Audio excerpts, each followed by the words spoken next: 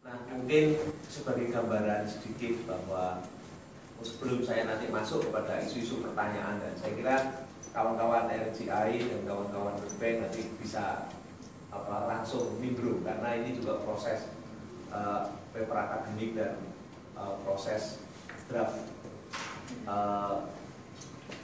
perdanya sekarang sedang ongoing proses. Juga Mas Joko saya kira ada yang dari AITI. Ini kira-kira kalau dilihat, kenapa tadi kok Bojonegoro kalau dipakai rumus yang ketiga tadi malah nggak ada duitnya gitu. Jadi kan Bojonegoro kalau pakai rumus yang ketiga itu nggak ada duitnya itu. Kenapa? Karena memang benar itu. Ini luasnya kayak gini, 28 kecamatan, 1,4 juta, saya kira hampir 2 kali lipat timur-timur penduduknya.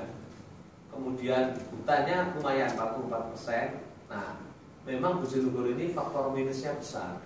Pertama, ini Bengawan Solo ini selalu banjir. Kemudian ekstrim sekali, sebulan yang lalu banjir, sebulan kemudian kekeringan. Karena ini dulu laut, 30 juta tahun yang lalu laut. Karena itu kemudian ditemukan migas, mungkin karena laut itu dulu. Ini tanahnya kritis ya, kering. Lalu kalau itu berarti, maka pasti kita ini itu logik sekali tuh kalau dibilang kalau pakai rumus ketiga itu nggak ada duit itu bener. Karena lihat ini, kita ini masa lalunya itu miskin, kemudian ya banjir terus. Kita ini nggak dilewati jalur nasional, kondisinya tanah gerak, kemudian kita punya tantangan ini, makro kita begini dari sisi Jawa Timur dan isu strategis nasionalnya ini. Tapi kita lihat juga ada kekuatan. Salah satu kekuatan yang ingin kita lihat nanti adalah sektor migas.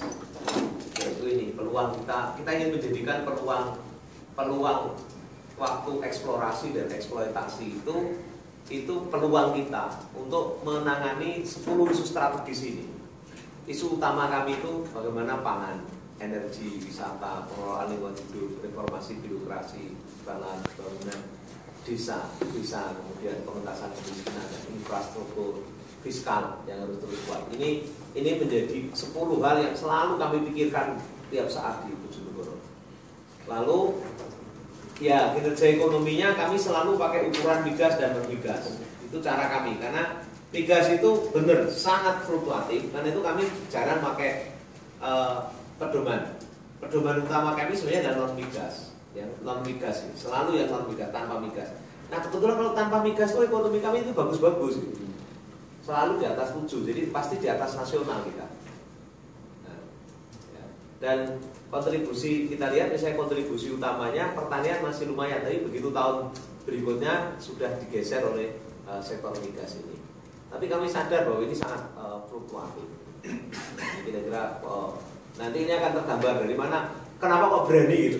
Ini akan menggambarkan kenapa kok berani kemudian punya ide soal itu. Nah, income per kapita kami naik seperti ini dan lumayan. Kemudian ya kinerja sosial ini kira-kira jumlah penduduk yang miskin dan menurunnya kayak apa, kinerja penganggurannya naik turun seperti ini. Nah, kita turun gitu, turun 12 itu tinggal 3, ini. Mas, lumayan meningkat. Kemudian, nah ini coba lihat Bapak Ibu, IPM kami ini paling rendah itu adalah daya beli. Jadi kalau pendidikan, kesehatan, angka harapan hidup bisa naik, tapi begitu kena daya beli ini turun. Ini indeks paritasnya ini turun. Tapi sekarang saya menyadari bahwa ketika daya belinya turun itu karena sudah terlalu lama miskin gitu. Jadi kalau ada fluktuasi nasional gini nggak terlalu terasa gitu. Udah biasa. Itu. Ya, jadi dengan duit yang nggak banyak Anda sudah bisa hidup. Gitu. Karena itulah saya kenapa fokus nanti seluruh kebijakan ekonomi saya pasti yang membuat rakyat saya itu punya income generate walaupun kecil-kecil. Mengapa? Nanti kelihatan dana desa saya ketika nasional Mei belum mencairkan, saya Februari udah saya cairkan. Kemudian kenapa yang namanya pertanian itu saya betul-betul infrastruktur dasar yang saya perhatikan. Kalau Pak Jokowi mau bangun 65, saya bangun 1000 embung. Ya sekarang udah hampir 300, tahun ini 400 embung saya bangun. Nah, makanya kalau Pak Menteri Pertanian itu keliling di atas saya itu senang sekali dia melihat itu. Jadi ketika ada krisis kemarin-kemarin hampir gagal tuh ya punya saya ya gagal, tapi tidak sebesar yang dibayangkan karena kami sudah jauh. Kalau skenario infrastruktur nanti jadi ya itu kita kira bisa. Nah, indeks paritas ini sekarang kita ini lagi memberi insentif. Siapa yang mau bangun pabrik perpadat karya di pedesaan, duitnya dari minyak itu saya bangun infrastruktur. Jadi infrastruktur saya itu saya bangun follow food function. Jadi kalau ada industri mau buka, saya buka infrastruktur. Nanti khusus untuk bagaimana desa itu dengan momentum dana ADD yang besar dari kami dan dana pusat, kami bikin kebijakan dasar soal bagaimana pembangunan berbasis desa. Saya mengeluarkan peraturan soal itu. Nah, disitulah kemudian orang ikut kontrol. Jadi kalau Bapak sekarang pergi ke Bojonegoro, di beberapa kota dulu saya, anak-anak yang belum sekolah, anak yang sudah sekolah itu ada.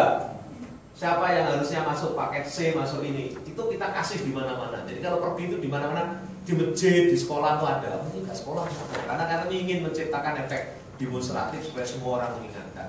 Nah, angka dropout kami ini masih tinggi, hampir 6.000 setahun. Anak yang SD, SMP, SMA itu dropout. Karena itu kami sekarang kenapa pakai efek demonstratif itu. Lalu, nah, dana yang kami keluarkan kalau 60.000 anak itu hampir 120 miliar setahun. Tapi itu kenapa? Kami ini menjadi prioritas kan? Toh kuncinya itu manusia. Infrastrukturnya sebenarnya mengikuti manusia ini. Manusia untuk beraktivitas ekonomi, lain-lain. Tidak ada infrastruktur untuk kemewah-mewahan, tidak ada. Jadi kami tidak bangun. Kalau sekarang kami bangun gedung baru besar, itu karena duit yang tadinya mau kami pakai bangun berserakan itu kami kumpulkan dan kami tabung 3 tahun, kemudian kita pakai bangun lantai 8. Itu hanya untuk mengatakan Pak Dewi saya yang mimpi dulu. Masjid saya bangun itu saya bilang saya nggak bangun masjid tempat ibadah, saya bangun ikon wisata spiritual buat orang Bojonegoro. Jadi sangat selektif dan kalau nggak ada relevansinya dengan SDM dan ekonomi kami nggak bangun. Harus ada relevansi dengan skenario.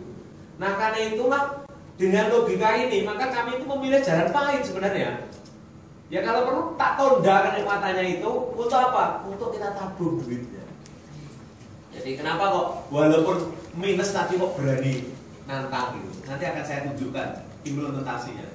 Nah karena itu kami ini harus pikir betul investasi hanya di sektor produktif belanja ini. Kemudian pembentukan dana abadi menjadi keharusan buat kami. Kenapa? Karena kami ingin melanjutkan. Ini kalau anak-anak Bojonegoro ini, apa artinya infrastruktur yang bagus dan mewah kalau penghuninya itu belum emprit, gitu. Sama dengan sarang emas, tapi penghuninya belum emprit. Gitu. Gak menarik. Emprit itu belum emprit apa? Belum pipit. Belum pipit itu kecil-kecil tuh, supaya laku kan harus dicek gitu. Nah, berwarna-warni itu kan murah gitu kan. Bayangkan sangkarnya bagus, isinya belum emprit itu, belum pipit kan. Nah saya nggak ingin itu terjadi, maka kita mati-matian. Toh kalau anak Bojonegoro ini nanti bagus, ini. Nah SDM ini sebenarnya tidak hanya itu. Kami ini sekarang nyekolahkan dokter-dokter spesialis, subspesialis saja kami sekolahkan. Kenapa? Kami juga ingin membidik suatu saat itu jasa layanan kesehatan Bojonegoro itu laku, tidak hanya untuk Bojonegoro, ini di luar Bojonegoro orang. Sekarang kalau ada 6 ahli bedah lutut di Jawa Timur, satunya itu di Bojonegoro. Makanya orang NTB, orang apa itu bedah lututnya sebagian dari Bojonegoro karena bagus dan murah. Itu salah satu skenario belanja kami. Nah, maka soal ini benar-benar menjadi perhatian kami. Itulah ini logikanya Pak. Kenapa yang tadi kok disebut A3 itu minus kok berani ngomong soal dana abadi gitu. Karena kami nggak ingin nelongso, sekarang ini duitnya kayak gak besar, itu 7 tahun nggak punya duit ngaplu ke orang Jawa itu, bahaya gitu. Nah, lalu untuk ini kami memang merencanakan ya, investasi di sektor industrialnya apa, SDM-nya apa, investasi sektor yang bertabungan yang berkelanjutan apa, kemudian juga pemerataan. Tentu kami harus punya ini. Nah, bagaimana dana migas kami ini? Nah, inilah kira-kira ya yang kami lakukan. Benar Pak, pendidikan, kesehatan, infrastruktur. Cuma 3 itu tok kami ini. Maka pendidikannya sampai sebagian besar duitnya. Bukannya 20%, 37%. Sektor kesehatannya ini, infrastrukturnya ini. Nah, sehingga totalnya segini. Ya, karena apa? Saya pernah ditegur oleh Menteri Menpan. Kok tempatmu itu dari 16 indikator kok hanya 5-6. Nah, memang masalahku cuma 6 yang paling utama tuh. Yang lain-lain itu belum waktunya buat Bojonegoro. Ya karena itulah saya paling keberatan kalau daerah saya itu dibandingkan dengan daerah lain, enggak apple to apple-nya itu nggak cocok. Kenapa? Karena historinya berbeda. Karena itu ya kami selalu berpikir ya Bojonegoro, perlakukanlah sebagai Bojonegoro, jangan diperlakukan seolah-olah daerah yang lain. Gitu ya. Nah, kemudian, bayangkan Pak, kami ini bank UMKM saya, bank ini BPR saya tahu Bojonegoro tahun ini udah berapa ini? 180 miliar.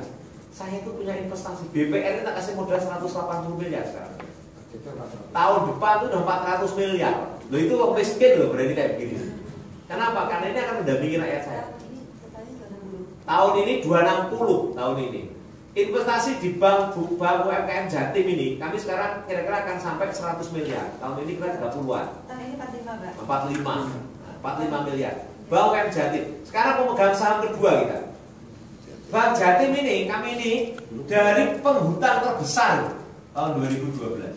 Akhirnya kami ini sekarang menjadi pemegang saham ketiga terbesar Bank Jatim. Miskin, ya masih miskin Bojonegoro ini. Tapi kan miskin ini melete gitu. Miskin gaya gitu. Kalau dulu saya kalau rapat saham Bank Jatim itu duduknya di pojok, sekarang enggak, saya duduknya di depan gitu. Kenapa? Karena sahamnya besar. Tapi saya juga ngikat, kalau gitu kreditnya putar di Bojonegoro, maka Bapak cek di laporan BI OJK itu, LDR Bojonegoro, loan to deposit ratio tidak pernah kurang dari 120%. Kenapa? Ini cara kami untuk membela rakyat saya. Toh dengan begitu duitnya awet gitu. Kenapa? Karena kalau bank itu diperiksa OJK macam. Tapi kalau tak jadikan politik gitu, pakai APBD, alah DPR nanti susah kita. Apalagi rakyat saya itu masih suka bangun musola dan masjid terus terang. Kayak Mas Joko itu. Ya tapi ya, musola, masjid, jalan gitu. Jadi untuk yang investasi strategis gini, kalau nanti kelihatan duitnya banyak, masih ke situ lagi gitu. Padahal musola masjid itu penting, tapi itu bisa ditunda gitu. Dan celakanya itu kemarin saya baru datang ke Pembaru misalnya. Masjidnya itu bagus. Minta mengajukan dana lagi, minta bantuan 1,6 miliar tuh. Terus bagus kok minta lagi. Kurang model Pak. Nah ini persen Bojonegoro lah 12% ngasihnya malah. Mulai 2009. Mulai tahun 2009. Karena apa? Karena itulah cara kami untuk kelola. Nah kemudian dari sisi dana abadi ini tentu kami ingin apa supaya pembangunan manusia tadi itu, terutama manusia itu berkelanjutan. Nah, sebenarnya manusia karena itu kalau yang infrastruktur dan non infrastruktur tadi itu saya yakin itu bisa ditunda. Jadi kalau manusia itu nggak bisa ditunda, harus ada duitnya terus. Karena itulah kami ingin sebenarnya dana abadi kami nanti itu hasilnya yang kira-kira hasilnya itu cukup untuk terus mendanai SDM, nyekolahkan anak-anak Bojonegoro ini harus terus cukup. Nah apa kami ini? Nah seperti itu pilihannya di antara lain selain BUD model bank tadi ada BLUD. Nah karena itu kami sudah mencoba menjajaki dengan lembaga trustee kayak punyanya BNI maupun BRI. Trustee ini ternyata walaupun banknya itu collab ini trustee-nya nggak collab. Nah kalau ini kemudian kita rencananya misalnya 90% lah misalnya itu ada dikelola untuk investasi yang low risk ya, misalnya untuk beli surat utangnya pemerintah Indonesia gitu kan kalau Indonesia nggak bangkrut kan masih kebayar gitu kan. Nah kira-kira di situ sebenarnya. Nah dari mana sumbernya ini? Seluruh pendapatan dari PI partisipasi itu 100% akan kita masukkan. Jadi itu nanti APBD hanya input aja, masuk dan keluar. Karena kami punya PI. Lalu dana kami sumbernya, dana sekarang DBH-nya itu kami batasi kira-kira gini. Jadi saya sudah putuskan. Tahun ini kan anggaran saya 2,8 triliun. Tahun depan itu kalau misalnya migas saya dengan 200 itu prediksinya bisa naik jadi 4 triliun Pak itu ya pendapatan kita. 4 triliun itu saya sudah patok. Yang saya gunakan APBD mungkin hanya 3,2, 3,4 maksimal. Lainnya sudah langsung masuk di dana nanti skenario dana abadi. Jadi saya sudah patok. Saya tidak main persentase, tidak main apa. Karena kalau main persentase itu susah hitungnya. Lebih baik saya patok aja deh. Kira-kira kebutuhan dasar kita itu untuk ya level minimum lah. Jangan bermewah-mewah itu.